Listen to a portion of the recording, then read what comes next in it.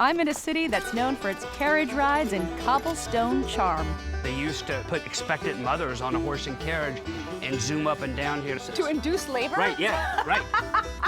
It possesses a beauty that makes it a rare jewel, not just in the United States, but the world. This city's uniqueness comes from its physical beauty as well as its people, like the Gullah, a people with their own arts, language, and song. A historic city where cocktails are enjoyed outdoors and barbecue under a disco ball. I like my ribs with a little tug. Oh my gosh. I'm in Charleston, South Carolina.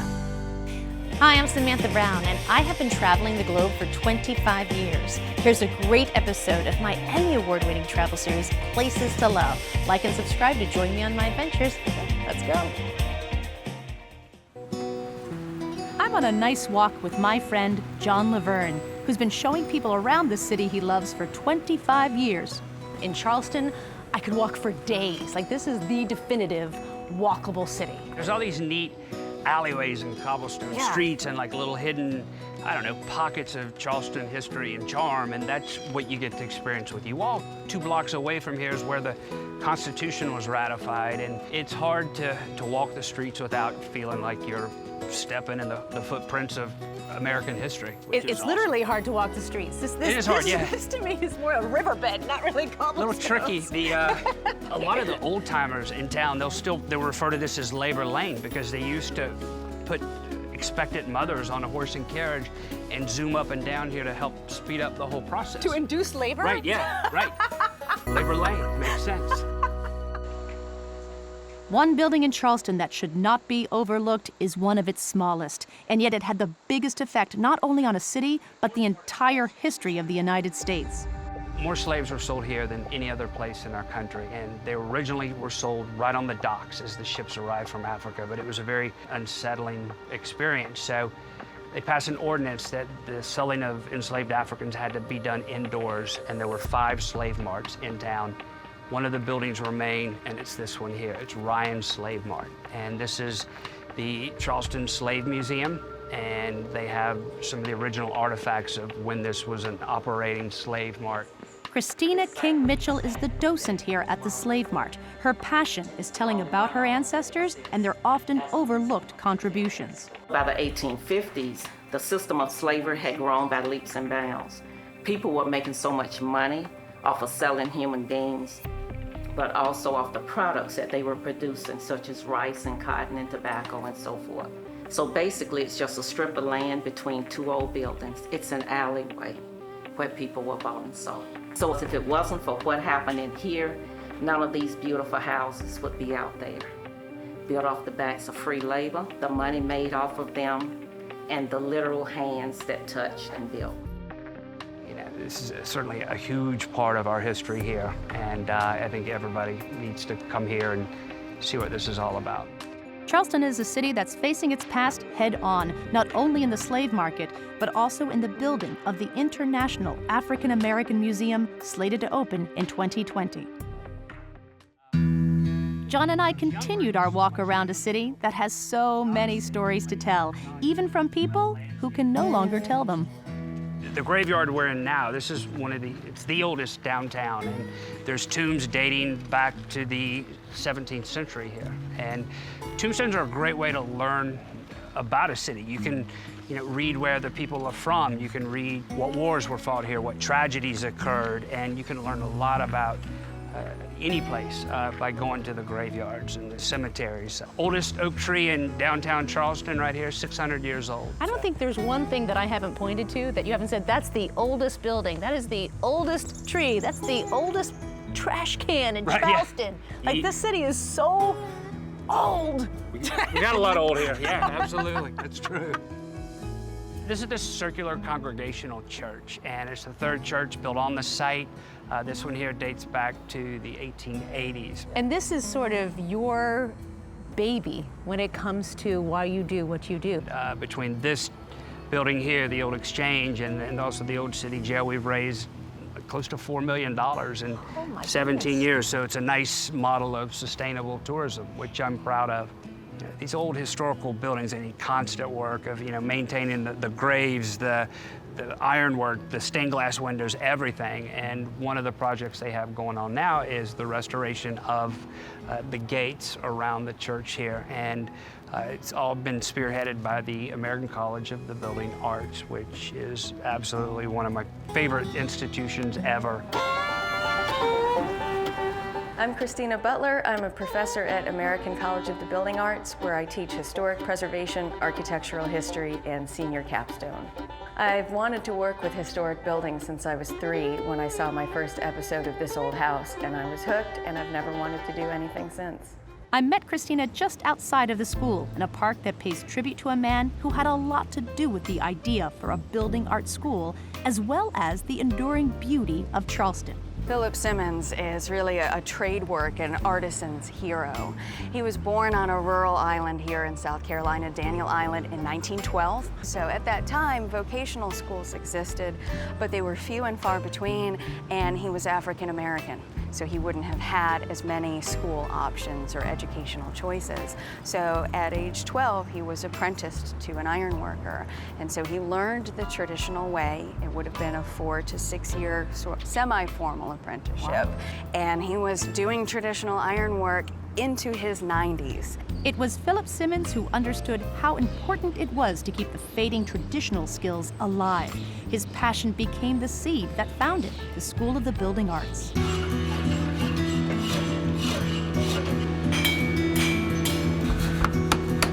What ACBA is trying to do is our tagline is educated artisans, people who can use both the old and the new. And the thing that we kind of go with, the first time I learned this was from my father, actually. I learned from him that a man can use both his mind and his hands at the same time. And then I ended up coming to this school, which has the exact same mentality. You can make something like this, but we also learn the design aspect, that I can take a concept from my own head and then put it into steel and really bring that which is not into that which is. Why blacksmith? I was 11 and I wanted a sword.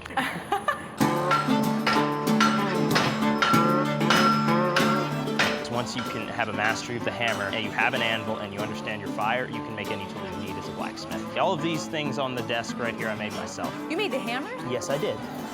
That was the first 2 weeks of class. Okay. Yeah. You passed. Good job. Thank you. Learning to be a blacksmith is even harder than it looks. It is very intimidating. You've got to admit, right? Yep. Being this close to this much fire, you can feel the heat. So there are a lot of new techniques in blacksmithing, but you have to know the basics first. Feeling a little nervous about this. Take the hammer, Yep. take the tongs out of the Okay. way, but you just want to hit right there and you're going to start spreading it out. So, Ready? yeah, go ahead. And apparently, I can't even aim a hammer. Very good. What was that? Okay, when you hit the face of the anvil, both of those are hardened steel, and all of that energy that was coming down Yeah? went back up into your hammer and Okay. it bounces. All right. Well, what's the most important quality as a blacksmith you need to have? Patience, coordination, and design skill. We're in trouble. And now for the heat of an oven I can handle. When I arrived in Charleston, I'm not ashamed to say it, I beelined for barbecue. But not just any barbecue. I'm Rodney Scott. I'm third-generation pitmaster, and I've been cooking whole hog barbecue for 30 years. This is the whole hog right This here? is the whole hog. Okay. That was fantastic. In 2018, I won the James Beard Award for Best Chef Southeast. So, Rodney, I feel like this is the very first barbecue place I've been to that has a disco ball. Is that your touch? It is my touch. Is that right? I do plan to hang that in every spot that I open. Why is that? I like the party, and 12 hours of cooking hog, you listen to a lot of music, and it just kind of reflects the era that I grew up in, the 70s. You do whole hog barbecue. How unique and rare is that? A lot of people that told me they stopped doing whole hogs complained that it was, labor intensive, and they just kind of got away from it and did shoulders or butts. The difference is other barbecue pitmasters are taking pieces of the hog and putting them into a smoker and doing it separately. So when I bite into this rib, it is from a whole hog. It's part of a whole hog, yes. I like my ribs with a little tug. You know, when you bite into them, you don't want it to fall completely off the bone. I like that. Have a little bite so you can pull it away. And We see have to what you work got. for it. Yeah. Where you started was your typical sort of barbecue stand on the side of a highway. Yes, very, very much so. How did you transfer that to a place like this? Oh man, a lot of praying. Barbecue was the very first food that people traveled for. It sort of predates the word foodie, right? I mean, people would travel long distances to go to that barbecue joint. Is coming here to Charleston sort of your way of bringing barbecue to the people? That's my exact thought, was to bring it here to Charleston. City known for fine cuisine. We figured it would be the perfect blend of that person looking for some comfort food. I love that. And now you are a James Beard Award winner. Yes. And you must totally understand that changes people's lives, right? It did change my life. Do you feel like barbecue finally got the attention and the respect that it deserves as an American cuisine, early American cuisine? I do feel like it's been finally recognized. I felt like it opened a lot of doors to a lot of pitmasters who felt like their talents are only recognized in the backyard. Now that they see that what we do is finally recognized. I'd like to recognize this right now. Recognize. That's fantastic. The Charleston City Market has been open for 214 years. Its emphasis on 100% locally made goods makes it a one-stop shop. It's also where you can find one of the city's most sought-after works of art, the sweetgrass basket. Corey Alston is a fifth-generation sweetgrass basket maker, and by his side is the sixth generation, his daughter Yasmin. So how old is this tradition? We have documents that states that this art is about 1,000 years older than American enslavement. Here in the States, been in around the coastal area a little bit over 300 years. Since the beginning of enslavement here, Correct, right? correct. And so how long have you been doing it? I've been weaving now for about 17 years. Okay. You know, and it's an everyday part of my life. I'm here in the city market about 5-6 days a week. And you're passing it down to your daughter, Yasmin. Yes, yes. How long have you been practicing this art? Well, I learned when I was about 5, so about 11 years. Yes, ma'am. Oh my goodness. Do you have any of your baskets here yet, or you're still sort of in training? Yeah, I actually do have work on the table. Really? This right here? Yes, ma'am. Lovely. Wow, good job. Thank you. That loop looks really hard to do. Yeah, it actually hurts after a while, but I've... Hurts what, your fingers? Yeah, my fingers. Yeah. But I've learned to get used to it more. Yasmin is on her way, but what makes Corey's work so exceptional is not just the designs of the weave, but a tightness to it as well that gives the baskets their weight and strength. They're also known as Gullah baskets. Is there something that is unique about these baskets that make you see right away this is a Gullah basket? I would say it's a type of weave known as a coiled weaving, starting in the center of every basket. And the person that are looking at the baskets can tell they are Gullah baskets based on our 4 different materials. What you have in your hand, that dark brown around the walls, right there, that's bulrush. Red coloring on the inside of both of these is going to be coming from the longleaf pine needle. And then we use the state tree, it's going to be known as your palmetto. And the palmetto is going to be the threading that holds everything together. But we're not just Gullah because we're making baskets. You have ways of speaking, you have ways of cooking, preparing food, harvesting food, hunting, religion, you know, all that's a big part of our culture. It's not about the sale. It's about you understanding what makes this culture so unique, and understanding the history of us is what makes the basket such a rare, you know, treat to take home with you, because you understand where it's coming from. No matter on the ground or up on the rooftop, Charleston is one of the most enjoyable cities to be in, with an exceptional climate that makes this nighttime scene common almost all year long. I was in Charleston, some other seaport town. I put my foot on a steamboat and sailed the ocean round. But I've noticed something about this city that doesn't get mentioned a lot. Charleston has 3 types of citizens: those who are very much alive, those who are very much dead, and then the undead. My name is Randy Johnson. I am a paranormal curator and hunter of spirits. The building behind me is the Charleston Old City Jail. It is regarded as the most haunted building not only in this city, but in the entire state of South Carolina. Randy, the last time I was here, 7 years ago, I did the ghost tour of the city jail at night, and it literally scared the bejesus out of me. So, of course, I had to do it again during the day. But we're doing something a little differently than a tour. What are we doing? We're going to do an investigation. And we have some equipment, and it's called a K2 meter, and it's used to detect the presence of a spirit. It measures electromagnetic field. When a spirit comes close to you, it will light up, and the closer it is to you, the brighter the color. So if it's red, if it's in the red, it's right on you. So if we encounter a ghost and we know something's in the room, and you'll feel it, so you'll feel pockets of cold air blow by you, that's a strong indication that a spirit is checking you out. But the most effective piece of equipment is the one in your gut. And the one in my gut makes the hair on the back of my neck stand up, and they're all connected. Over 14,000 people died right here during the time this jail was operating. It was a death sentence, no matter what. Escapes were very common. Yeah, and everyone in here would want to kill you. In 1819, a young woman wound up in here with her husband.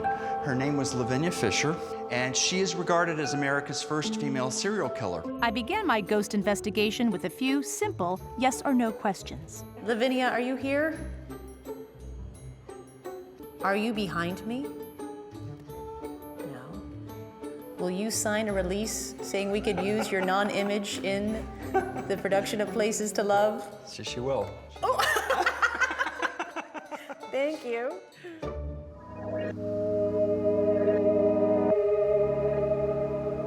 There are thousands of spirits moving through these hallways at any given time, and sometimes they will set off the meters, and sometimes you'll see several different flickers, and that could mean more than one spirit is following you.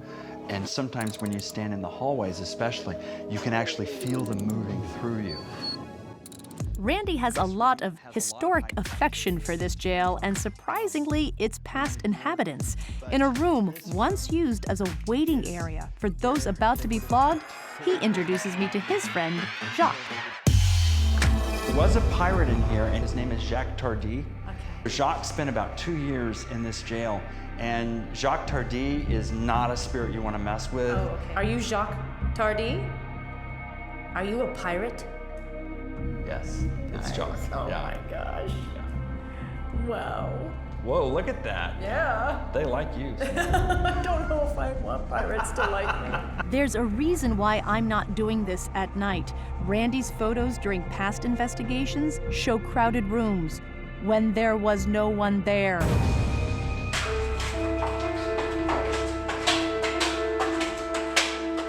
This is a very haunted spot in the jail. The jail is evidence of a much harsher time. Even children were often locked up. As Randy was telling me about how a wheelchair was the only toy for an incarcerated 10-year-old boy who still haunts this area, we heard a noise. So he didn't need it. He didn't need it. It would have been used for other people. To him, it was a toy. But it was a toy. Wow. What was that?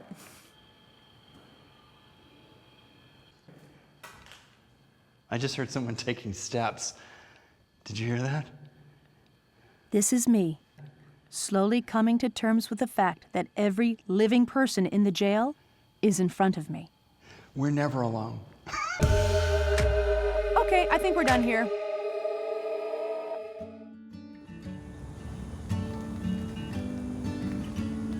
How wonderful do? Man, that means how you all are doing. My name is Gloria Barford, and I is the Gullah woman. And woman in the Gullah means woman. So, and I just want to welcome her here for the Boone Hall Plantation and hope her enjoy the whole thing.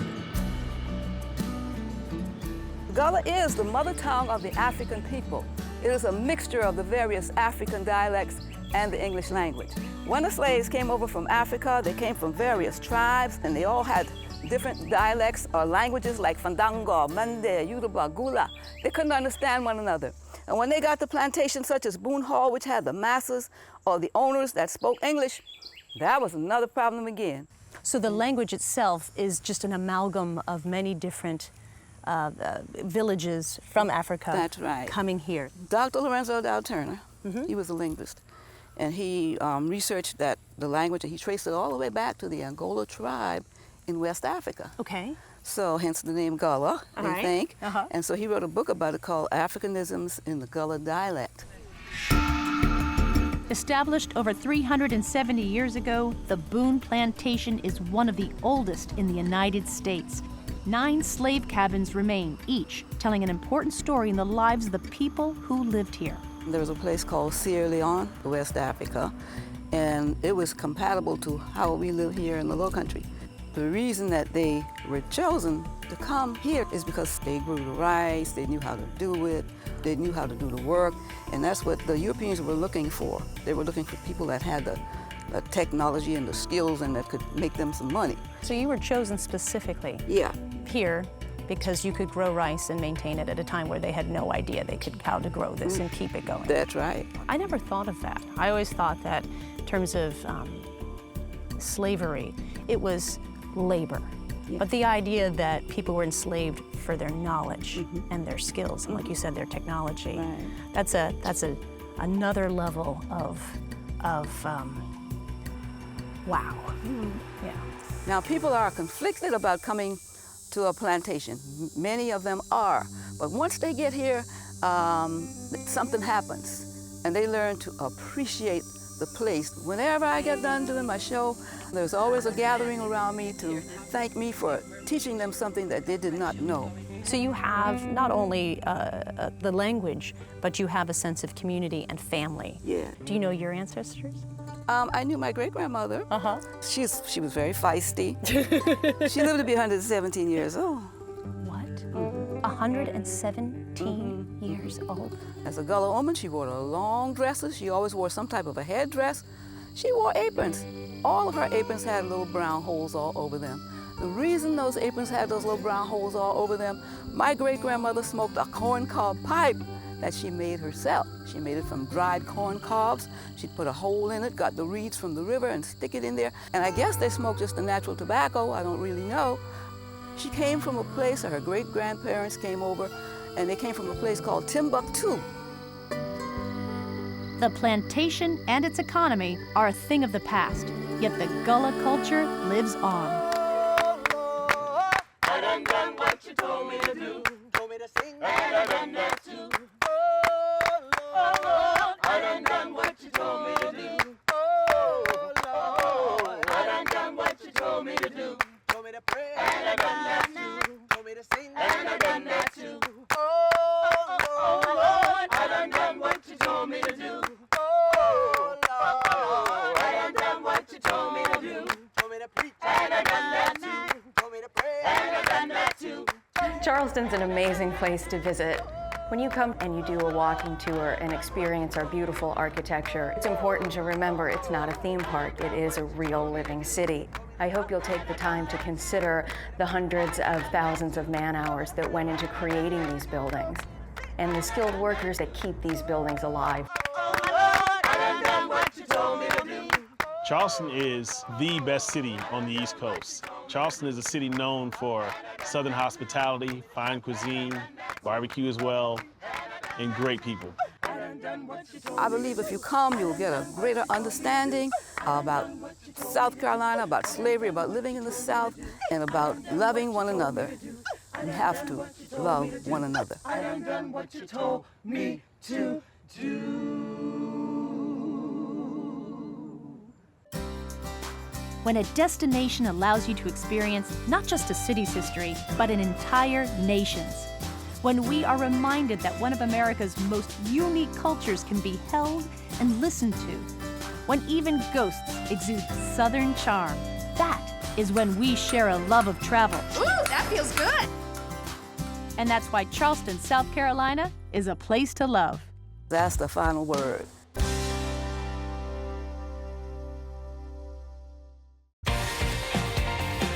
Hey, thanks for watching this episode of Places to Love. What was your favorite scene? Be sure to leave a comment. Now, for a full itinerary of this episode, click here. It is a great travel planning tool. And here, if you want to watch more full episodes. And of course, subscribe to my channel to see new episodes as they are released. Hope to see you out there.